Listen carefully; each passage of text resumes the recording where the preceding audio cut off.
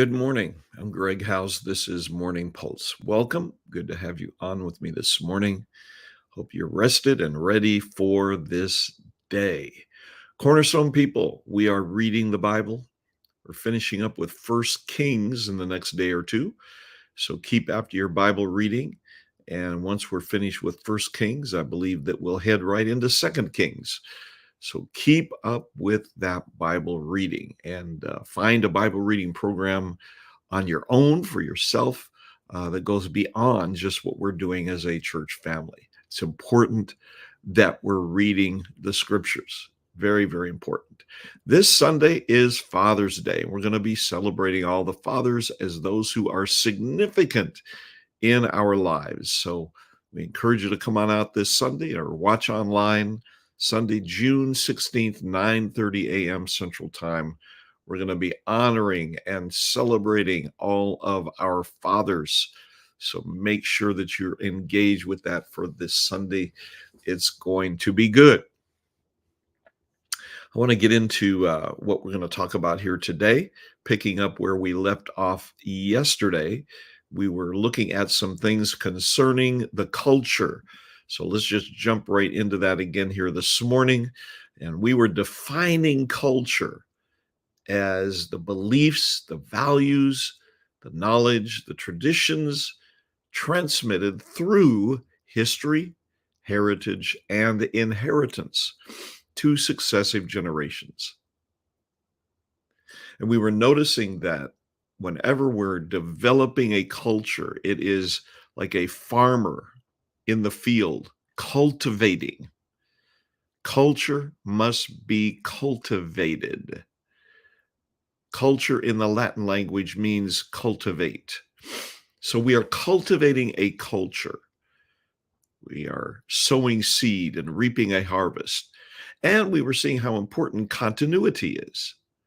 That continuity is essential when we're talking about developing a culture. So we want to make sure that we're moving in this realm of continuity, moving as we are developing culture, whether it's in a family, a business, a church, a school, education, whatever it may be. We're forming a mindset. It involves cultivation. It involves continuity. And we were seeing these different areas of our society where culture is extremely important. Family, education, government or the judicial realm of government, business and finance, media, arts, entertainment, technology, and theology or religion, which would involve church life for us. So culture is where a mindset is being formed. Now, when we're dealing with culture, there will always be this movement of a hostile spiritual climate. And this hostile spiritual climate comes from demonic thoughts, philosophies, and ideas. And those demonic movements are allowed to rise up and form a spiritual climate because there is a lack of biblical truth. Biblical truth is what combats, opposes demonic thoughts, philosophies, and ideas. When there's a hostile spiritual climate, there will also be demonic systems. And the reason that we have these demonic systems is because there is a lack of aggressive, organized apostolic systems. Jesus talked about the salt losing its flavor. And he said, if the salt loses its flavor, it will be trodden underfoot by men. Demonic systems will walk all over us if we lose our flavor, if we're not moving with an aggressive, organized apostolic system. And then we have demonic structures that form this hostile spiritual climate. Demonic structures instead of strategic kingdom structures. So we have to understand how these things work in our society, even in our own households, in our own families, some of these things that we're dealing with as far as challenges are concerned. We must recognize these hostile spiritual climates and the demonic thoughts, systems, and structures from which they come. Now, when we look in the scripture at Daniel and his friends, we see these young guys dealing with a hostile spiritual climate. They're dealing with a Babylonian culture, and it becomes a significant challenge in their lives. So we have Daniel, and it's not Shadrach, Meshach, and Abednego. Those are the Babylonian names. It's Daniel, Hananiah, Mishael, and Azariah. These young guys were taken out of Judah, out of Jerusalem, and carried away as captives to the land of Babylon. And Daniel chapter 1 lets us know that it was in Babylon that they would undergo 3 years of training in Babylonian culture. 3 years of training, equipping, educating, taking on the knowledge of Babylon. The Babylonians believed it would take 3 years to get somebody immersed into their culture. It's interesting in our day that we send our kids away to the university, to the college, a Babylonian university or college, a Babylonian system, culture. And within 3 years of them starting their college education, if they are not strong in their faith, if they're not moving with strong convictions about what they believe, they can be immersed into the Babylonian culture within a 3-year period. And they come back from college completely different than the way we sent them away. So our young people need to be aware of what they're dealing with when they go to the university level. So we see that Babylon was attempting to immerse these Jewish young men into their culture. This was intended, all these efforts were intended to be an immersion into an antichrist mindset of doubt, deception, and destruction. And Babylonians' culture planned to strip these young men of their purpose, their belief system, their values, and their identity as Jewish young men who believed in God. So when you're reading in Daniel chapter 1, you'll see these things happening, that there's a transference of the gifts of Judah that were used for praise and worship. Those gifts of Judah are transferred into a false system. And we see a mixing of the sons of Judah with Babylon's seed. And Daniel 1 tells us that there was a definite movement to teach the 4 Hebrews the language and the literature of Babylon. And the intention was to feed them the doctrine and the spirit of Babylon. They would be assigned a Babylonian identity by the changing of their names. And there would come this realization that the nature is in the name. Daniel, Hananiah, Mishael, Azariah. Notice the L and the Ah, E-L and the A-H. Divinity, El, God. In the name, Yah, Ah. So God was in their names. God was in their identity. And then we see that in order to withstand this onslaught of a Babylonian culture, our hearts must be full of purpose. So these are the basic things we're looking at in Daniel chapter 1. Now, here are the three important parts where culture is concerned. They were being fed the language and the literature of the Babylonians. That's exactly what's happening in our society today, that our young ones are being fed the language and the literature of a Babylonian system. It's coming through arts and entertainment, through the music, through television, through all of the streaming systems, through movies, through books, curriculums. It's the language and the literature of the Babylonians. And the feeding of these four guys, the king's meat, which represents the doctrine of Babylon, and the king's wine, which represents the spirit of Babylon. So doctrine and spirit, that's the attempt to impart doctrine and spirit into these young men.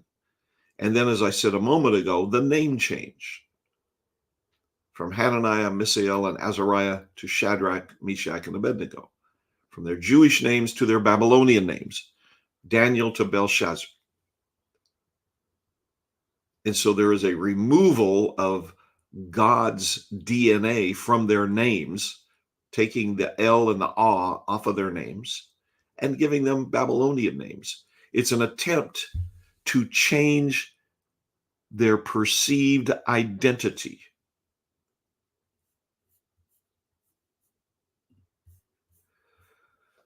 So we have Daniel described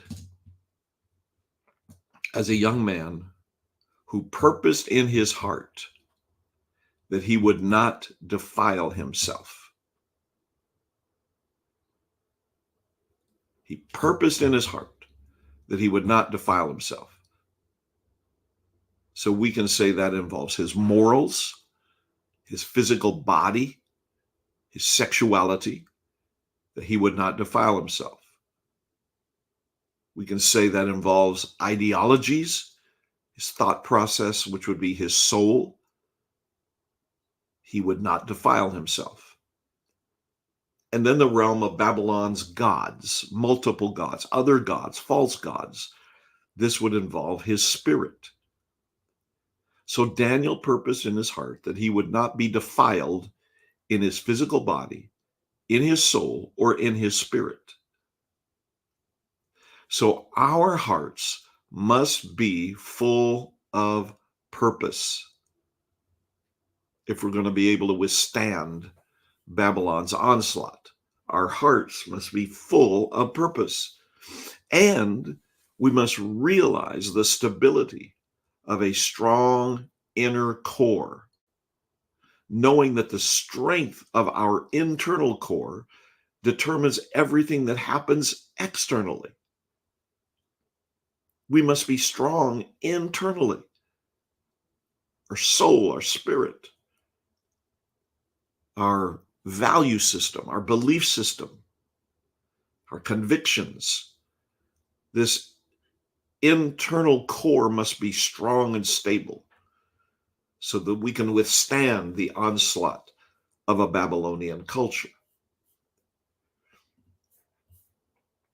So in Daniel chapter 1, Daniel offers a challenge to the young students of the Babylonian culture. Daniel said to the steward, whom the chief of the eunuchs had set over Daniel, Hananiah, Mishael, and Azariah, "Please test your servants for 10 days. Let them give us vegetables to eat and water to drink. Then let our appearance be examined before you and the appearance of the young men who eat the portion of the king's delicacies." That would be the Babylonian students. "And as you see fit, so deal with your servants." So the steward consented with them in this matter and tested them 10 days. And at the end of 10 days, their features appeared better and fatter in flesh than all the young men who ate the portion of the king's delicacies.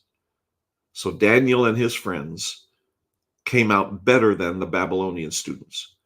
Thus the steward took away their portion of delicacies and the wine that they were to drink and gave them vegetables, gave them what Daniel and his friends were eating and drinking. As for these four young men, God gave them knowledge and skill in all literature and wisdom, and Daniel had understanding in all visions and dreams.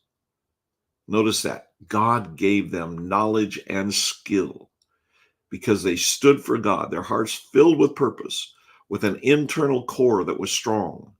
God gave them knowledge and skill, and Daniel had understanding in these visions and dreams. And at the end of the days, when the king had said that they should be brought in, the chief of the eunuchs brought them in before Nebuchadnezzar. And the king interviewed them, and among them all, none was found like Daniel, Hananiah, Mishael, and Azariah. Therefore they served before the king, and in all matters of wisdom and understanding about which the king examined them. And he found them 10 times better than all the magicians and astrologers who were in all his realm. Did you hear that? The king found Daniel and his friends 10 times better than all of Babylon's students and magicians and astrologers. 10 times better. Because their hearts were filled with purpose and they had developed a strong internal core. Wow.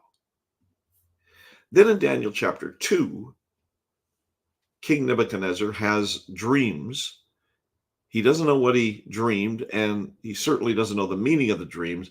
And he is interrogating all of his Babylonian students to find out what the dreams are and what the dreams mean. And when they're not able to answer and their lives are being threatened, Daniel is brought into the picture. And Daniel comes into the presence of the king, and he says, the secret which the king has demanded, the wise men, the astrologers, the magicians, and the soothsayers cannot declare to the king. But there is a God in heaven who reveals secrets, and he has made known to King Nebuchadnezzar what will be in the latter days. And so Daniel then goes ahead and tells Nebuchadnezzar what he dreamed and the meaning of the dreams. But the point is that Daniel was in relationship with the God of heaven, the God of revelation, who releases knowledge and understanding to his people when our hearts are filled with purpose and when we develop this strong internal core. So after this interpretation of the king's dreams, King Nebuchadnezzar fell on his face, prostrate before Daniel, and commanded that they should present an offering and incense to him. And the king answered Daniel and said, truly your God is the God of gods and Lord of kings and a revealer of secrets, since you could reveal this secret. Then the king promoted Daniel and gave him many great gifts. And he made Daniel ruler over the whole province of Babylon and chief administrator over all the wise men of Babylon. And Daniel petitioned the king. He didn't forget about his friends. He petitioned the king, and he set Shadrach, Meshach, and Abednego, their Babylonian names. The king set them over all the affairs of the province of Babylon, but Daniel sat in the gate of the king. What tremendous promotion, what tremendous favor, because Daniel's heart was filled with purpose, and he had developed a strong internal core that empowered him, that enabled him to withstand the onslaught of Babylonian culture that was attempting to rob him of his identity, to pour the literature and the language of Babylon into his heart, and to give him the doctrine and the spirit of Babylon. Daniel was able to resist all of that, standing in the midst of a hostile spiritual climate. And he was able to move in a godly fashion because his mindset had been formed in Judah as a young man. The mindset of being loyal and faithful to the true and living God. So this is the challenge that we deal with in our day. these issues of culture, hostile spiritual climates. We must know how to withstand the onslaught of evil in our days. And it's going to come when our hearts are filled with purpose and when we have developed a strong internal core. So we're going to keep working on that and developing that as we move forward. Well, I hope this has been helpful to you, and I want you to think about these things, meditate on them, and go to work developing your internal core. It's so important for us. So I declare that you're going to have a good day today, and everything you put your hands on will prosper and it will be successful. You're going to withstand that Babylonian culture, and you're going to be strong in the Lord and in the power of his might.